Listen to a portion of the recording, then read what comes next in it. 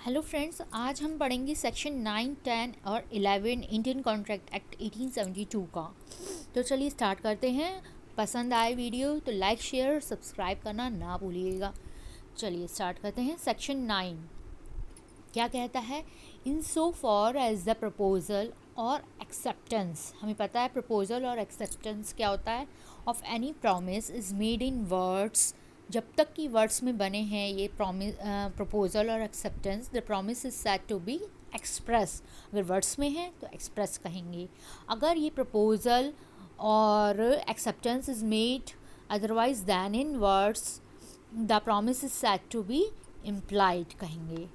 Okay उसके according उसके अगर वो वर्ड्स में कहे गए हैं तो वो एक्सप्रेस प्रॉमिसेस होंगे, और अगर वर्ड्स के बाहर वर्ड्स के अदरवाइज दैन इन वर्ड्स बोले हैं तो promise is said to be implied. ऐसे सेक्शन 10 क्या कहता है? What agreements are contracts? All agreements are contracts if they are made by the free consent of parties competent to contract.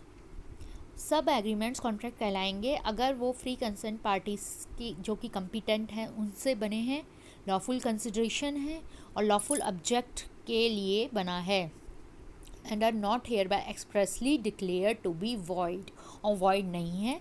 लेकिन nothing herein contained shall affect any law in force in India and not hereby expressly repealed, repeal ना किया गया हो, by which any contract is required to be made in writing और in the presence of witnesses or any law relating to the registration of documents.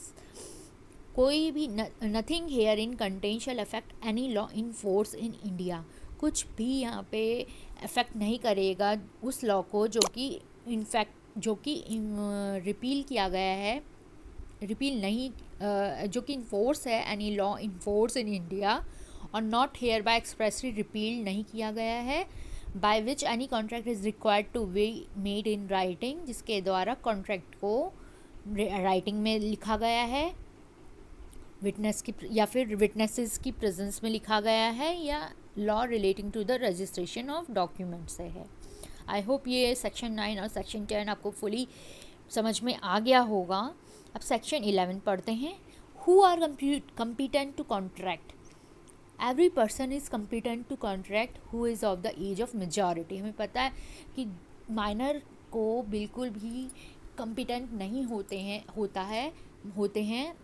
Contract के लिए। Every person is competent to contract who is of the age of majority. Majority की age पहुँचते ही आप competent हो जाते हैं contract को बनाने के लिए, करने के लिए, कॉन्ट्रैक्ट क्रिएट करने के लिए, according to the law to which he is subject, and who is of sound mind हो, नॉट डिस्क्वालिफाइड हो from contracting by any law to which he is subject. Okay, एक बोनस में section 12 और मैं पढ़ा देती हूँ आपको। आई होप आपको ये वीडियो पसंद आ रहा होगा, तो प्लीज़ जल्दी से इसे लाइक करना ना भूलिएगा। सेक्शन 12 क्या है? What is a sound mind for the purposes of contracting? Section 12 कहता है a person is said to be of sound mind. Sound mind का वो पर्सन कहलाएगा जो for the purposes of making a contract if at the time when he makes it, जब वो कर रहा है कॉन्ट्रैक्ट, बना रहा है कॉन्ट्रैक्ट को, वो कैपेबल है अंडरस्टैंडिंग, समझ में आ रहा हो उसको कि क्या करने जा रहा है, वो क्या इसके contents हैं, and of forming a rational judgment as it to its effect upon his interests. Person who is usually of unsound mind but occasionally of sound mind may make a contract when is of a sound mind. ये question आ जाता है आपका MCQs में कि person जो कि unsound mind में है, ज़्यादातर अनसाउंड माइंड का रहता है, लेकिन कभी कभी वो साउंड माइंड भी रह जाता है, होता है, तो कॉन्ट्रैक्ट वो कर सकता है जबकि वो साउंड माइंड में हो। पर्सन जो कि यूजुअली साउंड माइंड का है लेकिन ओकेजनली अनसाउंड माइंड का है, वो कॉन्ट्रैक्ट को नहीं कर सकता, बना सकता जबकि वो अनसाउंड माइंड का हो। तो सारा खेल अनसाउंड माइंड का है, जब वो अनसाउंड माइंड में हो तो वो नहीं बनाएगा कॉन्ट्रैक्ट को, जबकि साउंड माइंड में होगा तो वो कॉन्ट्रैक्ट बना सकते हैं। Illustrations, a patient in a lunatic asylum who is at, patient है एक पागल खाने में, जो कि इंटरवल को साउंड माइंड है, लेकिन कॉन्ट्रैक्ट वो दोज इंटरवल्स में कॉन्ट्रैक्ट कर सकता है, उस इंटरवल्स में जबकि वो साउंड माइंड है. A sane man who is delirious from fever or who is so drunk that he can't understand the terms of a contract or form a rational judgment as to its effect on his interest can't contract while such delirium of drunkenness lasts.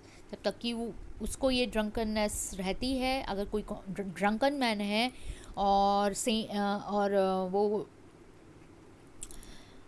तो वो, क्योंकि drunken man को क्या होता है, rational judgement नहीं form कर सकता है वो कि क्या इस कॉन्ट्रैक्ट को बनाने के बाद क्या उसके हित में है क्या नहीं है, तो वो भी नहीं बना पाएगा कॉन्ट्रैक्ट.